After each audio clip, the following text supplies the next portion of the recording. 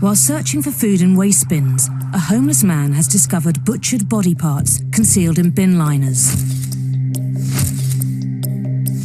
The bin and the surrounding area are quickly cordoned off as a crime scene. Sarah Thurkell has over 25 years' experience in crime scene investigation and is one of the UK's leading forensic trainers. Searching a public bin outside a block of flats is a forensic nightmare. This is probably one of the worst forensically preserved crime scenes that you can have. Because of the location of the bins, the fact that they're outside, everyone's got access to them, and people are dumping rubbish in them. London homicide detective Brian Hook was one of the first on the scene.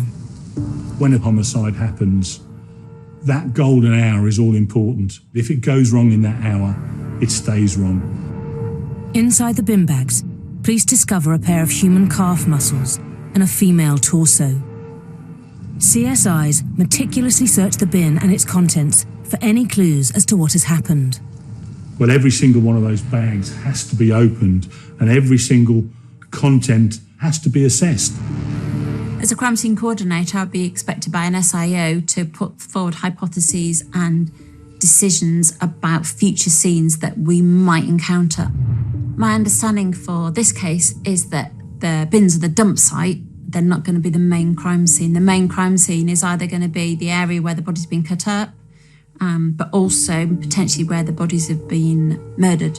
Be on the list of items that I would put on my forensic strategy of things that potentially we would be looking for: saws, knives, all sorts of equipment, along with black bin bags. Police make inquiries with the residents of the flats who use the communal bins. Every crime scene's a challenge. The challenge here, there are hundreds and hundreds of flats. One of those flats could be our crime scene. Remember, it's vital that at the earliest opportunity we find where our victim was murdered and where the dismemberment took place, because there'll be a wealth of forensic evidence there. Day 2, with no active leads to the killer and potentially more than one victim, the case is declared a Category A murder investigation. There is a sudden increase of activity. The curve goes steeply up. All sorts of things are going on. We've got specialist search teams on the way. The inquiry team is making its way into homicide headquarters. The specific officers for house to house, CCTV, seized at the earliest opportunity. Within hours, the search team make another horrific discovery. Less than 250 metres away from the first deposition site.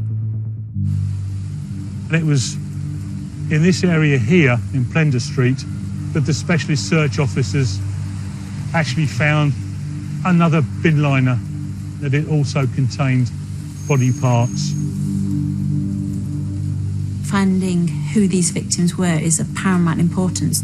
A DNA profile will take 24 hours to 36 hours minimum. The body parts are sent away for DNA analysis, and the pathologist confirms the detective's suspicions. At this point, it was actually realised that we had more than one victim. They have the torso of one female and the limbs from another. The Metropolitan Police have a serial killer on the loose.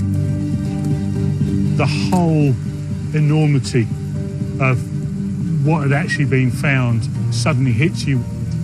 This is going to be a momentous investigation. Fearing the killer may strike again, the detectives need to act fast. Communal bins are everywhere around here. Met Commander Andy Baker is brought in to oversee the investigation, and dozens more officers are called in to expedite the house-to-house inquiries. The house-to-house was extensive. On the face of it, a fairly mundane job, knocking on doors. Knowing what we know, though, it's quite scary to think that there's body parts found less than 20 yards away from where you live. But at the same time, you have to find out who lives there, making sure that you're checking that with what records show, so they don't leave a person off who could be a suspect. Many of the residents suggest a man from the estate that detectives should speak to. It's obvious from the house-to-house inquiries that a lot of the neighbours and people that live on the estate have misgivings about one of the residents and his attitudes and sometimes his behaviour. The police now have a person of interest on their radar, and the digital forensic team has an update regarding the CCTV. They had an image of a man in a long, dark coat wearing a baseball cap with a New York Yankees logo on it, opening the bin in Plender Street, where body parts are being found, and actually depositing a bin liner. Someone from the local flats had taken the bin bags out from his flat and dumped them in the bins outside. The man is identified as local resident Anthony Hardy, the person brought to the officer's attention during the house-to-house inquiries. We now have somebody that we can look at far, far closer. Police pinpoint Hardy's flat on the estate. He lives in between both deposition sites. This is the back of the block where Hardy's flat is, which gives him easy access to these bins.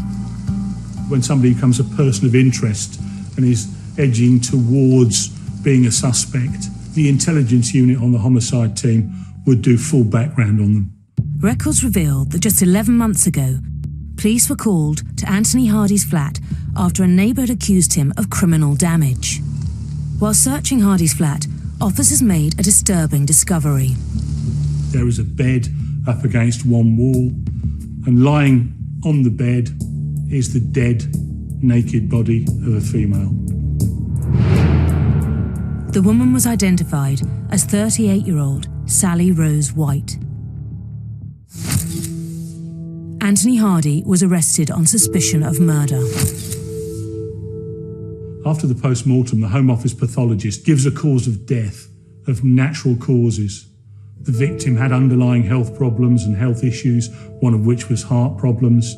Once a pathologist says natural causes, it virtually closes down that as a murder investigation. That was brought to our attention, and so was the occupier. The police believe that this is more than a coincidence, and they must urgently apprehend Hardy. Team is assembled, they go to the premises, and the door is actually open, it's not locked. It had that mortuary smell. It's something that once you've experienced, you always recognise.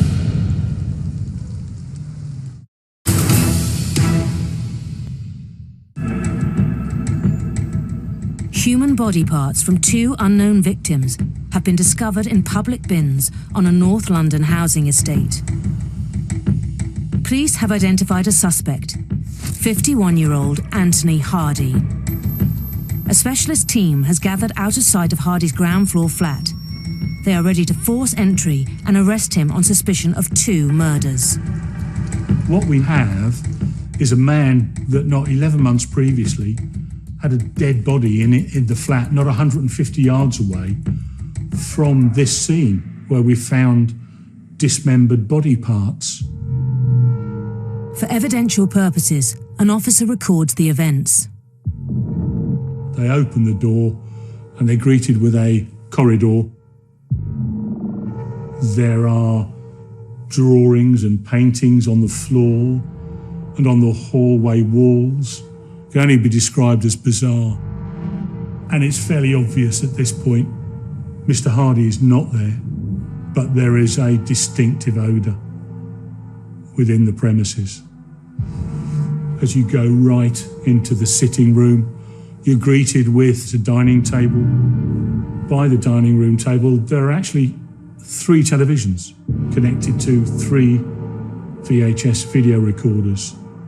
And on the table are multitudes of VHS cassettes. There was stacks and stacks and stacks of videos, sadomasochistic, violent, hardcore porn. I remember seeing a red devil's mask on the wall opposite. Gave you that kind of shudder when you looked at it. There is a distinctive smell coming from the bedroom. the door to the bedroom is opened, not only does the odour get stronger, but on the floor next to the bed is an object covered by a black local authority bin liner. And lying on top is a hacksaw and a number of knives laid neatly, almost altar-like. Unfortunately, underneath there, what we discover is the torso of a female. The police now have 2 torsos, but there is still no sign of their prime suspect. Hardy's not there. Where are we most likely to find him? We're now dealing with a manhunt. The flat is secured as a crime scene, and harvesting forensic evidence becomes the priority. My understanding is that it was a very disturbing scene within there. This is where there would be a discussion with the crime scene coordinator and the SIO as to what actually they want us to do at the scene. What's the forensic strategy? You could spend weeks and weeks proving everything at a vast cost when actually only examining a few items will prove beyond reasonable doubt that this is your offender and this is where he's committed the crimes. My priorities would be identification of the females, identification of the tools and the bin bags. Following the forensic strategy, the torso is taken for a post-mortem examination and the tools are sent for analysis. To prove if a weapon has been used, scientists need to find trace evidence of the victim and the suspect. Examining the hacksaw blade, you'd be looking for evidence of DNA on the teeth of the hacksaw, bone or any fragments of blood or tissue to be able to tie this hacksaw to any of the victims in the dismemberment. To dismember a body with a hacksaw needs a lot of force, so you would be looking on the frame of the hacksaw for any fingerprint evidence where the hacksaw's been pushed down. Any fingerprints that are recovered from the hacksaw frame would be submitted to the National Fingerprint Database to see if there's any matches on any known offenders. The swab samples are sent to the lab to see if they match a profile on the National DNA Database. The post-mortem report confirms that the torso found in Hardy's bedroom matches to some of the limbs recovered from the first 2 crime scenes. The pathologist has also made a discovery on the torso, what could provide a breakthrough in confirming the victim's identity. He has extracted cosmetic implants. The clinic that did the procedure was actually in Germany. And we know that because the clinic actually, on the implants, had a unique reference number for each and every implant that they made and inserted. So they were able to actually give us the patient's details. The serial numbers identify 29-year-old Elizabeth Falad. She was a lady who had fallen upon hard times, drifted into drugs and alcohol. Further investigation reveals that Elizabeth worked as a high-class escort. That she had worked in Chelsea, in those kind of areas, Mayfair, but sadly her dependency on drugs had really kind of lowered how she earned her living. Now that you have a victim, you now have a direction you can go in. You can look at their lifestyle, where she frequents. You can now talk to people that she knows, that know her. Elizabeth's vulnerabilities led her to London's red light district, King's Cross. I suppose in the old days at King's Cross, I'd have been stopped by now for circling, wouldn't I? This is a totally and utterly different neighbourhood now to what it was in those days in 2002. It had a reputation, quite rightly, for vice, for prostitution. Unfortunately, sex workers are vulnerable because of the life they lead. And it's really crucial to get that victimology. The history of that victim could inform you of how they came to sadly meet their death. There's variation in the literature looking at why serial offenders commit murders. One possible explanation is that there is a sexual nature. Sex workers are an easy target for Anthony Hardy. He lived in an area where lots of them work, so that he can engage with them without arousing suspicion from others. Whilst the manhunt for Hardy continues, the results from the hacksaw tests are in. The fingerprints found on the frame match back to Anthony Hardy, and there's a mixed DNA profile found on the blade. Part of the profile matches back to Elizabeth Valad, and the other matches to the torso found at the first bin site. This profile is run through the National DNA database, and there is a match. We identified Bridget McClelland. She was a mother from central England. Again, sex worker history. Somebody has to be brought to book for it. And you've been handed a very important thing, which is to speak for them. You're working for them, you're working for their family. And it's your job, it's the team's job. You are now their voice. It's a huge responsibility. Detectives have confirmed the identity and backgrounds of both victims. We still have to prove that it was Hardy that has done this terrible deed to both of them. And what we're looking for now is where those paths crossed with Hardy. The knowledge of the victims and their circumstances assist the forensic psychiatrists who continue to build a profile of Anthony Hardy. There appeared to be a stark contrast to his earlier stage of his life compared to his current stage. Before, he appeared to be living a very conventional life. He was a graduate. He had a stable full-time job. He had a marriage. When the whole family moved to Australia in the 1980s, his wife first started reporting changes in his behaviour. Major life events, such as moving to another location, may be precursors or triggers for reacting in different ways and for behaving in different ways. He attacked his wife with a bottle of water that was frozen, so effectively was a solid lump, and then dragged her into the bathroom and tried to drown her. The frozen bottle of water is an indication of the manipulative cunningness that is emerging within Mr. Hardy, because once that is done, obviously there would perhaps be a search for a murder weapon, and what you would only have is a bottle of water or even an empty plastic bottle. Hardy returned to the UK following the end of his marriage, and his life continued to spiral out of control. There's a possibility that Anthony Hardy exhibited a sensitivity towards women and negative emotionality towards women, particularly after the breakup of the marriage. So it was at this stage that there appeared to be a deterioration in his mental health. He was no longer employed, he was moving from hostel to hostel, he became an alcoholic. Hardy's history reveals a continuum of violence and indicates the high level of danger he poses.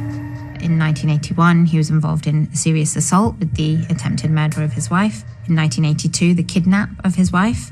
In the late 1990s, violent and intimidating behaviour towards others. In 1998, indecent assault and sexual assault. He was arrested and suspected for 3 rapes of 3 separate women. They didn't end up at court for a variety of reasons. So there are precursors there. Hardy's timeline of violence takes investigators up to the discovery of Sally Rose White's body in his flat in January 2002. What we now have is a violent man that not 11 months previously had a dead body in the flat, not 150 yards away from this scene where we found dismembered body parts. If sexual offenders are not apprehended and they continue to carry out their crimes, they may increase their appetite for certain facets and aspects of those crimes. It appears from the evidence that Anthony Hardy felt internally, intrinsically compelled to behave in these ways and wasn't able to stop himself from doing so. The hunt for Hardy intensifies whilst the forensic team continue to look for potential evidence in the flat. They discover a roll of black bin liners located on Hardy's desk. These are sent to the lab for tests. Bin bags are really interesting because you can link bin bags to rolls of bin bags. Forensics may be able to prove that the bags found at the flat are from the same roll as the bags containing the women's body parts, which would further implicate Hardy. So the bin bags that were used to wrap the body parts in have unique markings on them, striation marks and manufacturing marks. And also they have marks where they're being pulled off a roll. If you compare bin bags by looking at the individual perforations and seeing what matches under a microscope, you can determine whether they've come from the same roll. So the bin bags that were used to wrap the body parts in come from the same roll. You make those connections from a forensic scientific perspective, then that is fact that you can present to the jury. Back at Scotland Yard, the digital forensic team are also making progress. One of the things that's looked at is what we call passive data. We all carry around with us loyalty cards that relate to different shops. The nice thing about those from an investigative perspective is it literally gives a time and a date of what is actually bought. The digital specialists extract the data from the Nectar card found inside Hardy's flat, and there are loyalty points earned from a purchase of bin liners, made 2 weeks before the body parts were discovered. To corroborate this evidence, they analysed the supermarket CCTV. We found where the bin bags had been bought. Who was buying them? Hardy. Great evidence. Crucial that we get him buying those bin liners. Then the bin liners in his hand being put into the bin in Plender Street. All these different avenues, all these strands of investigation are now starting to come together. To further strengthen the case against Hardy, the forensic team must confirm their suspicions that the murders and the dismemberments occurred in his flat. You cannot cut a human body up without getting blood everywhere.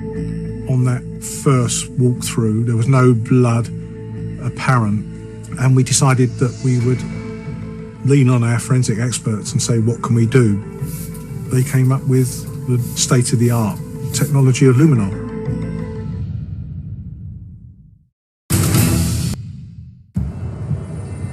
Police in London are hunting a serial killer.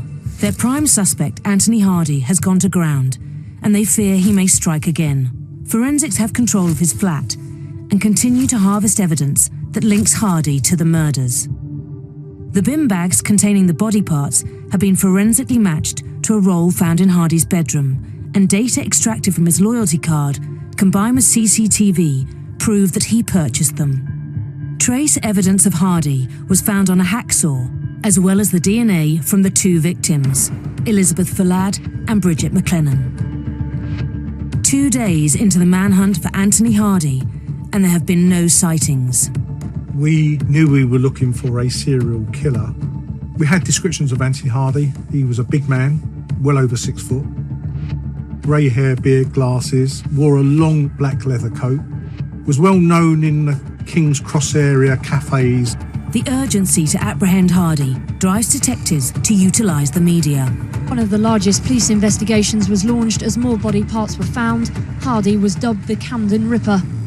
The press named him as the Camden Ripper. So you're into Jack the Ripper kind of status. Some offenders strive to achieve the status of other well-known offenders, particularly serial murderers. It may be that they feel validated when they achieve public status in terms of their crimes.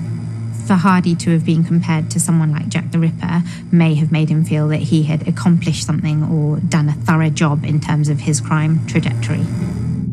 By turning to the press, the investigation is now under further scrutiny from the public. The forensics are working tirelessly to prove that the murders and dismemberments occurred inside Hardy's North London flat. What we must realise in relation to Mr. Hardy, the very fact we had one of the victims actually in the flat. Sounds as if it's overwhelming evidence. In reality, it's not. He could have turned round and quite happily said, nothing to do with me. It was a third party. I'm not involved in any way, shape or form. We still have to prove he was involved. Obviously, the victims have been dismembered, but dismembering people is not a clean business. If the blood had been cleaned up and we could find that, we could present that as evidence. To determine if there had been a clean-up of blood, the CSIs employ a breakthrough technique called luminol. Luminol is used for examining areas for blood traces. So if there's a suspicion that an area is being cleaned up, luminol will pick up traces of blood on surfaces.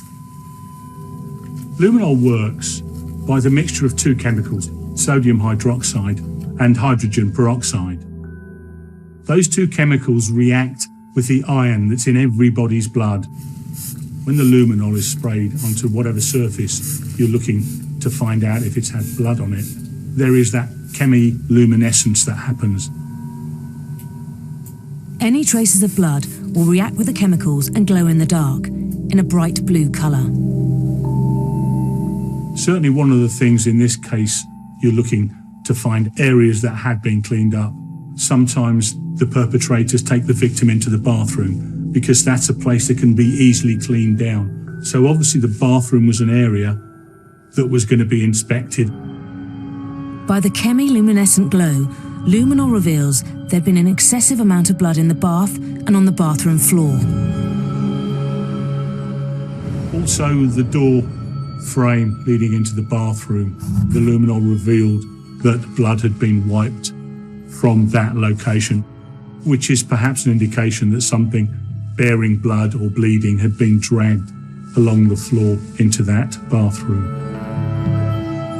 Despite a thorough clean-up, the luminol reveals that there was once a vast amount of blood in both Hardy's bedroom and bathroom. And all this is evidence. The more evidence you have, the bigger that wall of evidence, those bricks you can build up, which will go towards, hopefully, a conviction. The forensics begin to build up a picture of the horrific acts that have happened at the crime scene, and they have documented further evidence that illustrates Hardy's sexually deviant interests. Anthony Hardy had very much personalised his flat with some quite standout details, such as vast amounts of pornographic material.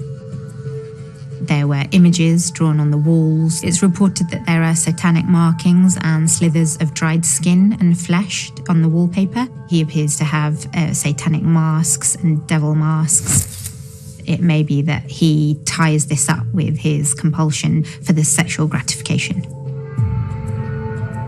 There's a lot of videos in there, pornographic material. From a forensic point of view, that's not really important for me to find his fingerprints on those videos because it's his videos in his flat. It's good intelligence, but it's not going to prove the murders. It's going to prove that the man's a bit weird, but it's not going to prove that he's murdered and dismembered girls. But for forensic psychiatrists, this sheds more light onto Hardy's mindset and actions. All the evidence indicates that Anthony Hardy is a sadistic killer. Serious violent offenders of this kind fantasize and plan for the crime itself and engage in various rituals throughout the commission of the offence. It appears that Anthony Hardy is a very dangerous person and may pose a further risk to women in future. And you begin to build up a picture. But then you're thinking, it's a manhunt. Is he going to harm anyone else? With fears mounting that Hardy could strike again, the pressure is on the detectives to track him down and arrest him. Because we're now manhunting Mr. Hardy, his lifestyle, what he does, where he goes, is imperative to know every single detail. And one of the things that became apparent is he had some medical conditions. Police have learned that Hardy is a diabetic and will soon need to obtain more medication. It was obvious from what wasn't in the flat that the medication would be running out. He would at some point have to go to either a doctor or a hospital to seek further medication in the medical professional hospitals are all alerted to that fact. They're all supplied with photographs of him and details and contact numbers in case he came in. On New Year's Day, the mass circulation of Hardy's image provides the police a much-needed lead. UCL Hospital contacted us and thought that Mr. Hardy may well have visited them to pick up some medication. Officers go down there, look at the CCTV, and sure enough, yes, it's Mr. Hardy. He has shaved off his beard to try and change his appearance. Well, it did no good, because the next day, the front page of every newspaper in London had the unshaven image, Mr. Hardy, on their front page. Detectives have their suspicions confirmed. Hardy is still in North London. Because Hardy had been here for some time and knew this area, it was his hunting ground. He's not going to stray far from this. I mean, that was something we were very, very aware of. You've still got one eye out, one little beady eye always on the footways, always on the pedestrians, just in case you come across him, in case you see him. 24 hours later, another sighting. An off-duty officer and his son see a man fitting the description of Anthony Hardy at Great Ormond Street Hospital. Uniform officers arrive at the location. There is a fight, and the police officers that actually go in to make the arrest are actually injured. He attacked both officers. He fractured one officer's socket in his cheek. He stabbed another officer in the hand. They held on to him. After a 3-day manhunt, the police finally have their suspect in custody. They have only 24 hours to compile all the evidence and charge him with the murders of Elizabeth Falad and Bridget McLennan. As soon as he is taken to a police station, the clock under the Police and Criminal Evidence Act starts ticking. That's a green bin, Tony, with a black lid on it. Exactly the same as the one behind the pub. Do you know that bin at all? What is said and not said by Mr. Hardy is going to have an impact on what's happening within that crime scene and the decision-making process.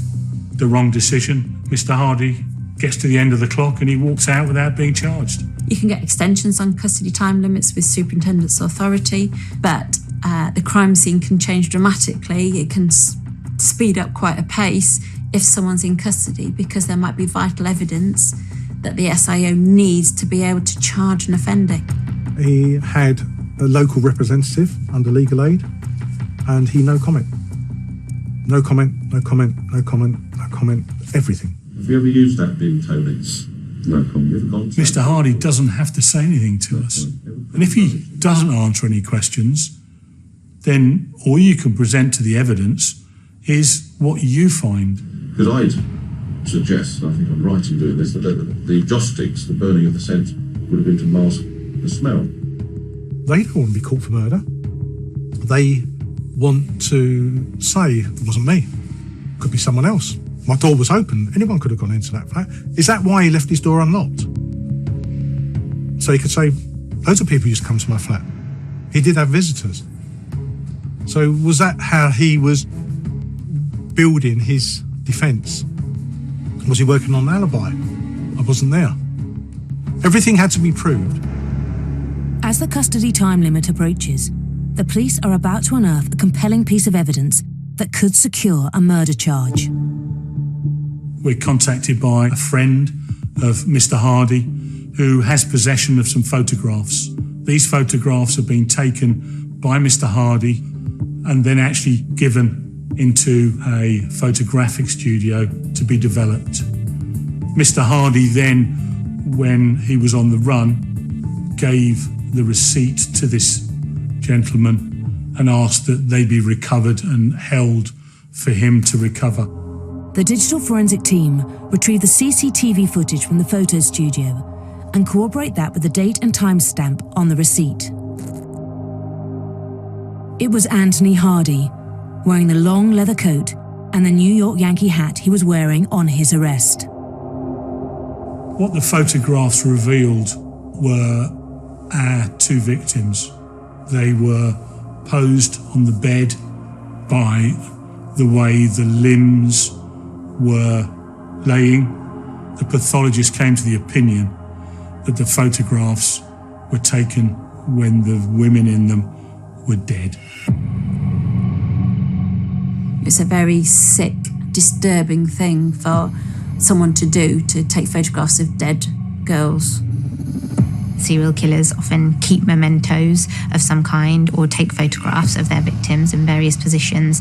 Having the mementos may serve as a reminder of what they have achieved. Normally, the offender wants to leave the crime scene as soon as possible, but in crimes such as Anthony Hardy's, he wasn't ready to stop or to finish those acts of crime, and he wanted to prolong the enjoyment that he received from them.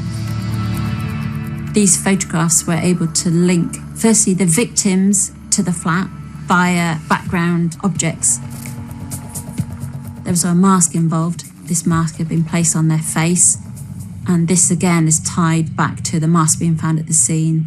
And there was also a baseball cap that the offender was seen on the CCTV wearing. We then are in a position where we have to prove Mr. Hardy took these photographs. With time running out, the negatives are sent to forensics for analysis. Similarly to bin bags, film negatives can be forensically examined for unique striation marks. When a film is placed into a camera, the cogs within the camera will make unique markings on those perforations within the film. If you can tie that back to a specific camera, then you can do further forensic trace evidence searches on that camera to then look for DNA or fingerprints, which will then further link that camera to an offender. Police look through items seized from the flat, and one exhibit may prove to be a crucial piece of evidence. Scientifically, we can prove those negatives came from that camera. It's always fantastic sense of euphoria when you gain that little bit more evidence that eventually we began to get a full picture. With confirmation the photographs were taken by Hardy's camera, the incriminating evidence is put to him. And I'd like you to talk me through these exhibits. Like that, for instance. What's that do for you, Mr. Hardy?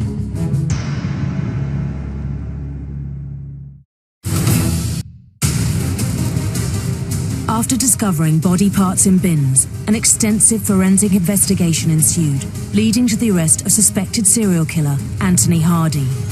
Forensics have built up a wealth of evidence from 3 crime scenes.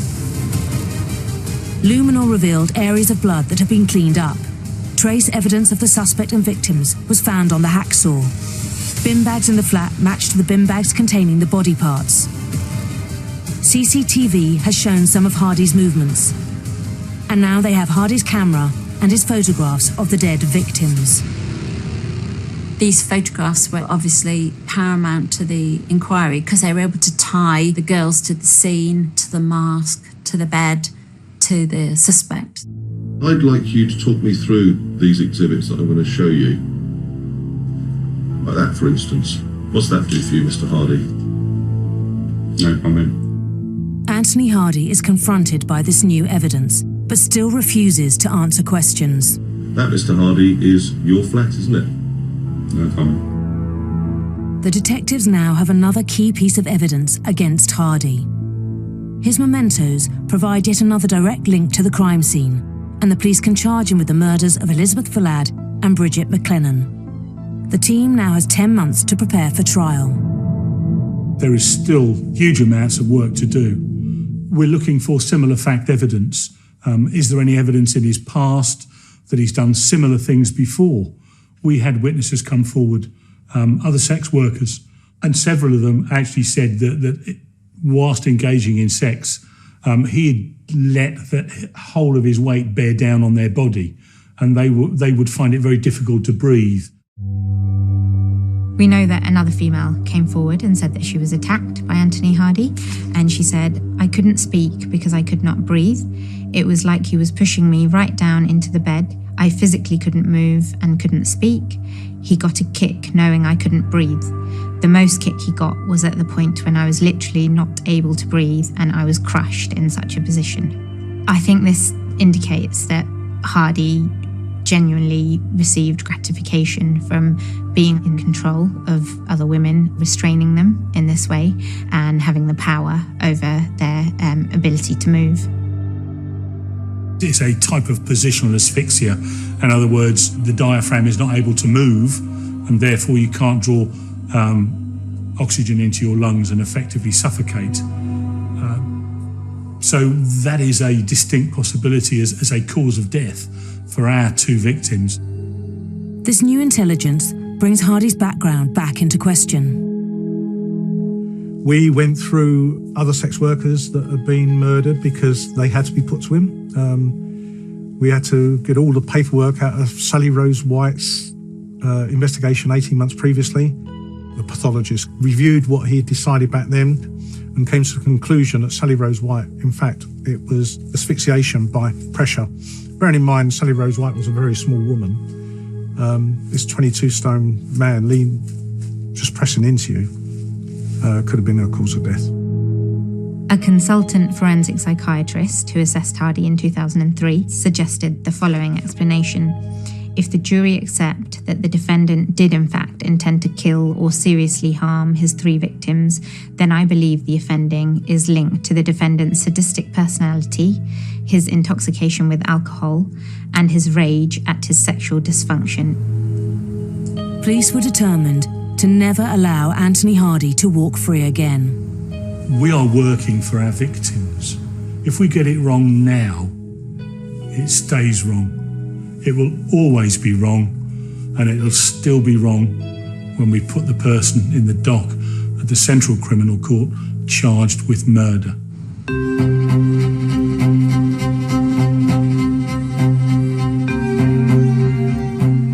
He appeared at the Old Bailey. We went there with all the witnesses lined up, the neighbour who he had a dispute with, his history to show his kind of violent tendency, the masses of circumstantial and direct evidence against him. This was a really strong case. As the prosecution prepares to try Hardy for the 3 murders, he finally talks. He pleaded guilty. Guilty, guilty, guilty. Anthony Hardy admitted to being the Camden Ripper. He receives 3 life sentences for the murder of Elizabeth Fallad, Bridget McLennan, and Sally Rose White, and is later told he would never be released. Personally, I don't think we found all his victims. That's my opinion. No matter how good you are in an investigation, no matter how thorough you are, sometimes a little bit of luck comes your way.